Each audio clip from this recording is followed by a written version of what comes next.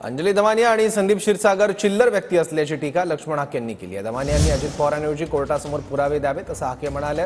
धनंजय मुंडेंना खाली खेचणं हा दमानिया क्षीरसागरांचा अजेंडा असल्याची टीकाही हाके यांनी केली आहे। अंजली दमानिया कुणाच्या तरी इशाऱ्यावर नाचतायत असंही हाके म्हणाले। अंजलीताई दमानियानं कोर्टासमोर ॲफिडेव्हिट करून हे पुरावे द्यावेत, त्याचा फायदा होईल काहीतरी। याच अंजलीताई दमानिया दुसऱ्या तिसऱ्या दिवशीच म्हणाल्या होत्या की या 4-5 आरोपींची हत्या झालेली आहे आणि पहाटेची त्यांनी ट्विट केलं आणि महाराष्ट्रामध्ये सन्नाटा पसरला आणि त्या परिस्थितीचं गांभीर्य आणि एवढं महाराष्ट्रातलं समाजमन अस्वस्थ झालं आणि परत पोलिसांना नोटीस द्यावी लागली त्या अंजलीताई दमानियांना। त्यामुळे दमानिया असोत किंवा क्षीरसागर असोत कुणाचा तरी राजीनामा घेणं आणि धनंजय मुंडेंना राजसत्तेतनं खाली कसं खेचणं या एका अजेंड्यावर ते काम करतायत। त्यामुळे अशा चिल्लर गोष्टींना उत्तर द्यायला माझ्याकडे वेळ नाही। सिलेक्टेड प्रोग्राम राबवतात ते कुणाच्या तरी इशाऱ्यावर नसतात। त्यामुळे हे फालतू लोक आहेत सगळे, त्यांचा इंटरेस्ट राजीनाम्याचा आहे।